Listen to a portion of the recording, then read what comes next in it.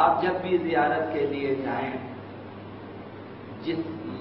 جتنی بار آپ زیارت کو جائیں، آپ یقین رکھیں اتنی بار آقا علی بن مسرزہ علیہ السلام آپ کی زیارت کو آئیں گے۔ حضرت آیت اللہ حائری کے جو ہے ان کی وفات کے سلسلے میں یہ جو ہے بات آئی ہے کہ وہ فوت ہو چکے تھے، تو ایک اور ان کے جو ہیں ساتھی آیت اللہ فقیہ ہیں، انہوں نے ان کے لیے نماز وحشت وغیرہ سورہ یاسین وغیرہ پڑھی۔ تو ایک دن آیت اللہ حائری کو انہوں نے خواب میں دیکھا کہ کیا ہوا یہ آپ کے ساتھ، کیونکہ آپ اس دنیا سے گئے عالم برزخ میں، آپ کے ساتھ کیا ہوا؟ انہوں نے اپنی موت کا قصہ بیان کیا کہ میں نے خود دیکھا کہ میری جان جو ہے میرے جسم سے الگ ہو گئی اور میں اپنے جسم کو دیکھ رہا تھا کہ لوگ آ رہے ہیں کیا کر رہے ہیں وغیرہ۔ پھر مجھے دفنایا، پھر سب چلے گئے تو میں ایک اور عالم میں پہنچا، وہاں میدان ہے، صحرا ہے، وہاں بڑی خوفناک جگہ ہیں، تو ایسی جگہ میں پہنچا جہاں پہ دو اور لوگ آئے آتشین انسان، وہ میری طرف آ رہے ہیں اور ناہنجار آوازیں، ترسناک آوازیں آ رہی ہیں، اور میں بالکل گھبرا چکا تھا کہ میں چیخنا چاہتا تھا، چلانا چاہتا تھا، لیکن میری آواز نہیں نکلتی تھی۔ موت کے بعد انسان کی حالت اس قسم کی ہو جاتی ہے۔ حضرت آیت اللہ حائری جیسی بڑی ہستی کے میں چیخنا اور چلانا چاہتے کہ صرف میرے ہونٹ ہلتے تھے، آواز بھی ساتھ نہیں دے رہی، اور اتنے میں کہ میں اب خداوند متعال سے دعا کر رہا تھا، خدایا اب یہاں تیرے سوا کوئی نہیں ہے، تو بچا لے مجھے ان سے، یہ جو آتشین لوگ آئے ہوئے ہیں ان کے ہاتھوں میں نہ معلوم کیا کیا چیزیں ہیں، اور اس عالم میں نہیں۔ اتنے میں آسمان کی طرف سے ایک نور آتا دکھائی دیا، ایک جو ہے نسیم صبح کی طرح ایسی جیسے نسیم نما چیز آ رہی ہے، اور ایک ایسی خوشخبری گویا کانوں میں، اور ایسی خوشبو گویا آ رہی ہے، کوئی ایسی آواز جس سے میرا دل خوشحال ہو جائے۔ آ گئے، دیکھا کہ ایک نور آیا ہے، جیسے جیسے وہ نور آسمان سے جو ہے نیچے آتا جاتا ہے، وہ آتشین لوگ جو آتشین یعنی افراد کی شکل میں ہیں، جو آگ سے بنے ہوئے ہیں، بہت ہی ترسناک ہیں، جیسے جیسے وہ نور آسمان سے نیچے آتا گیا، یہ آتشین لوگ مجھ سے دور ہوتے گئے تھا، ان کی وہ نورانی ہستی نیچے آ گئی تو یہ لوگ دور ہو گئے، میں نے سکھ کا سانس لیا اور میں پوچھ بھی نہیں سکتا تھا۔ پھر تھوڑی دیر کے بعد ہمت کر کے میں نے ان سے پوچھا کہ آپ کون ہیں کہ جو اس حال میں میری مدد کے لیے آئے ہیں اور میری نصرت کے لیے آئے؟ انہوں نے فرمایا آقا حائری میں علی ابن مسرزہ ہوں، تو 38 مرتبہ میری زیارت کو آئے ہیں، میں 38 بار تیری زیارت کو آ جاؤں گا، اور یہ پہلی جگہ ہے، ابھی 37 مقامات پہ اور بھی آؤں گا میں تیری زیارت کے لیے اور تیری مدد کے لیے۔ تو یہ امام رؤوف یعنی یہ ہے، آقا علی ابن مسرزہ امام رؤوف ہیں۔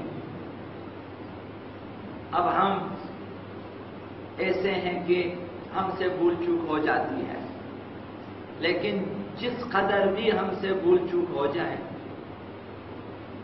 خطائیں ہو جائیں، یہ آقا امام رضا کے سامنے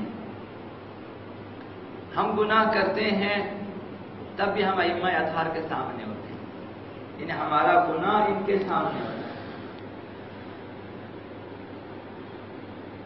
آقا امام رضا علیہ السلام جا رہے تھے، گلی سے ایک جگہ سے گزر رہے ہیں، کسی گھر سے رونے کی آوازیں آ رہی تھی، دیکھا کہ اس گھر کا جو سربراہ ہے وہ مر چکا ہے، تو ان کے جو ساتھی تھے آقا امام رضا علیہ السلام کے، انہوں نے دیکھا کہ آقا امام رضا اس گھر میں گئے جہاں سے رونے کی آواز آ رہی تھی، پھر میت کے پاس گئے، اپنا دست مبارک رکھا میت کے اوپر، اور پھر فرمایا کہ جو بھی ہمارے کسی چاہنے والے کی تشییع جنازہ میں شرکت کرے تو وہ اپنے گناہوں سے پاک ہو جائے، یعنی ایک مومن کی تشییع جنازہ میں جائیں، ہم لوگ نہیں جاتے، ہمارے پاس ٹائم نہیں ہے، آفس سے چھٹی نہیں ہے، تو یہ کہ آپ کے پاس ایک ایسا اچھا بہانہ ہے کہ ایک مومن مر گیا ہے، آپ اس کے جنازے میں جائیں، آپ گناہوں سے پاک ہو جاتے ہیں.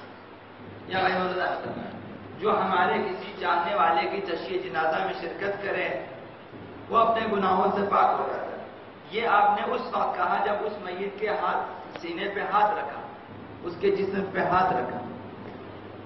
پھر آپ نے خود شرکت کی اس کی تدفین میں، تشییع جنازہ میں اور تدفین میں شرکت کی. پھر آپ قبر میں اترے، اس مومن کے قبر میں اترے، دست مبارک رکھا اس کے جسم پہ اور اس کے لیے دعا کی، عاقبت بخیری کی اور اس کی نجات کے لیے. راوی نے پوچھا کہ آپ جانتے ہیں اسے؟ کیونکہ آغاز محمد سفر پہ تھے، ساتھیوں نے کہا آپ جانتے ہیں انہیں؟ تو امام نے فرمایا میں جانتا ہوں، یہ ہمارے شیعوں میں سے تھا، یہ ہمارے شیعوں میں سے تھا. ہم ہر زمانے میں اپنے شیعوں کے احوال سے آگاہ ہیں، ہر زمانے میں. اس زمانے میں بھی آگاہ ہیں، اس زمانے میں بھی آگاہ ہے. آج ہم اچھے اعمال کریں ان کے سامنے، جب ہم عمل انجام دے رہے ہو نہیں کہ ہمارا عمل جاتا ہے ان کے پاس. جس وقت ہم انجام دے رہے ہوتے ہیں اچھا عمل، ہم ان کے سامنے. جس وقت ہم خدا نخواستہ برے اعمال انجام دیتے ہیں تب بھی ہم ان کے سامنے. وہ دیکھ امام نے فرمایا کہ ہم ہر زمانے میں اپنے شیعوں سے آگاہ ہیں، اگر ہم ان سے کوئی گناہ دیکھیں تو بخشش کی دعا کریں. امام رؤوف یعنی یہ کریم اہل بیت یعنی یہ اس قدر بزرگوار ہیں، وہ اس قدر کریم ہیں. ہم گناہ کرتے ہیں وہ ہماری بخشش کے لیے دعا کرتے ہیں. فرمایا اگر نامہ اعمال میں اچھے اعمال مشاہدہ کریں تو اللہ سے توفیقات میں اضافے کے لیے دعا کرتے ہیں. اگر ہم اچھے اعمال انجام دیتے ہیں آقا امام رضا علیہ السلام ہماری توفیقات میں اضافے کے لیے دعا کرتے ہیں. امام رؤوف یعنی ہے آج رابطے رکھیں ان کے ساتھ. یہ زیارت ایک رابطہ ہے، آپ ان کی زیارت کریں، یاد کریں انہیں، سلام کریں انہیں. یہ آپ ان کی قبر پہ جاتے ہو زیارت، یہ ایک رابطہ ہے. یہاں سے آپ زیارت پڑھتے ہو ایک رابطہ ہے. یہ ان کی ولادت کے دن آپ اپنے گھر میں جشن کا اہتمام کرتے ہو، یہ ایک رابطہ ہے. کسی جگہ محفل کا اہتمام کرتے ہو، یہ ایک رابطہ ہے. آپ ان کی شان میں قصیدہ پڑھتے ہو، یہ ایک رابطہ ہے ان کے ساتھ. تو اپنا رابطہ رکھیں ان کے ساتھ کہ وہ بہت سارے مقامات پہ جہاں خدا کے علاوہ کوئی مددگار نہیں ہوتا وہاں آقا امام رضا علیہ السلام تشریف لائیں گے ہماری نصرت کے لیے. آقا امام رضا علیہ السلام نے فرمایا بر الوالدین واجب وان کانا مشرکین. والدین کے ساتھ نیک سلوک رکھنا واجب ہے اگرچہ والدین مشرک ہی کیوں نہ ہوں. اگرچہ والدین مشرک ہوں، ذات خدا میں، صفات خدا میں، افعال خدا میں کہ دوسروں کو شریک کرنے والوں شرک کرتے ہوں، تب بھی ان کے ساتھ نیک سلوک واجب ہے. لیکن ولا طاعۃ لهما فی معصیۃ الخالق.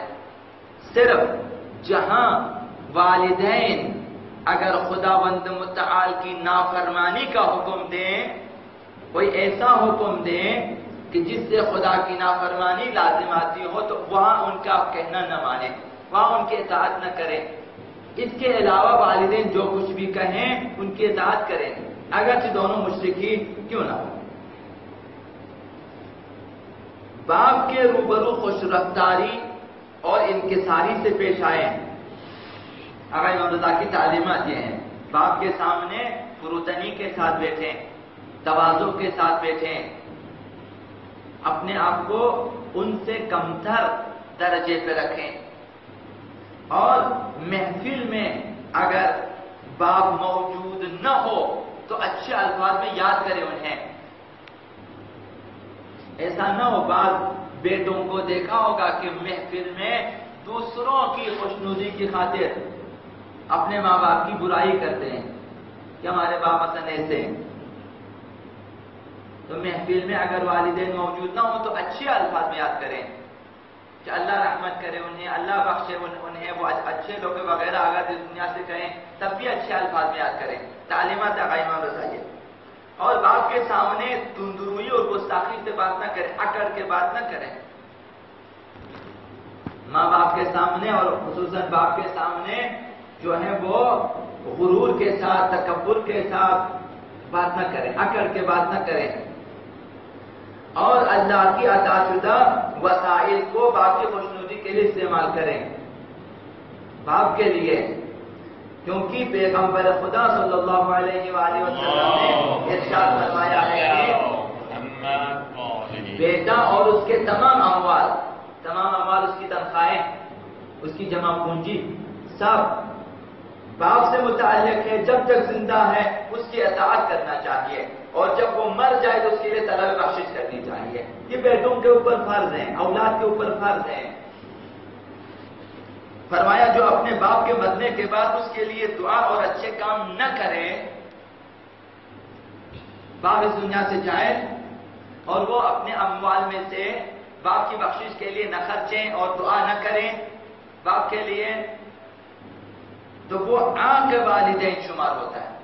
خداوند اس کو عاق والدین میں شمار کرتا ہے کہ یہ نافرمان ہے، یعنی یہ عاق ہے والدین کی طرف سے، نافرمان ہے. عاق والدین جنت کی خوشبو بھی نہیں سونگھ سکتا. اور امام رضا فرماتے ہیں حرم اللہ حقوق والدین، اللہ تعالیٰ نے ماں باپ کی نافرمانی کو حرام قرار دیا ہے. عاق والدین ہونا حرام ہے، گناہ کبیرہ میں سے ہے، اکبر الکبائر آپ کہیں کہ کبیرہ گناہوں میں سے بھی بہت بڑا گناہ ہے. کس لیے؟ آپ نے فرمایا لما فیہ من الخروج من التوفیق لطاعت اللہ تعالی، والدین کی نافرمانی کرنے سے توفیق الہی سے بندہ خارج ہو جاتا ہے. یہ بندہ پھر خدا کی اطاعت نہیں کر سکتا، یہ اصلا مطیع خدا نہیں ہے. یہ اس خدا کی کیسے اطاعت کرے؟ خداوند متعال نے اپنی اطاعت کے ساتھ والدین کے ساتھ احسان اور نیکی کا حکم دیا ہے. خداوند متعال نے فرمایا کہ میری عبادت کرو اور ماں باپ کے ساتھ نیکی کرو. تو جو شخص والدین کے ساتھ نیکی نہیں کرتا وہ خدا کی اطاعت نہیں کرتا. والدین کی نافرمانی کے سبب انسان سے توفیقات سلب ہو جاتی ہیں، ختم ہو جاتی ہیں. انسان کے پاس پھر عبادات اور نیکیوں کی توفیق باقی نہیں رہتی. ایسے لوگ جو والدین کے نافرمان ہیں، آپ دیکھیں گے کہ انہیں یا نمازوں کی توفیق نہیں ہے، یا نماز شب کی توفیق نہیں ہے، یا عزاداری کی توفیق نہیں ہے، یا پھر ان کے پاس خدمت گزاری کی توفیق نہیں ہے. یہ ان کی زندگی ضائع ہو جائے گی. والدین کی نافرمانی کے بعد آپ پھر ان ایسی اولاد سے عاقبت بخیری کی توقع نہ رکھیں. یہ حتماً معاشرے میں ناسور بنیں گے، یہ چور بنیں گے، ڈاکو بنیں گے. توفیق الہی سلب ہو جاتی ہے. والدین کی نافرمانی کریں پھر انسان کہیں کا نہیں رہے گا. یہ اس دنیا میں پسترین زندگی گزارے گا، یہ یا گمراہوں میں شامل ہو جائے گا اور پھر واپس اسلام کو، دین کو، معاشرے کو نقصان پہنچانے والے افراد میں شامل ہوں گے.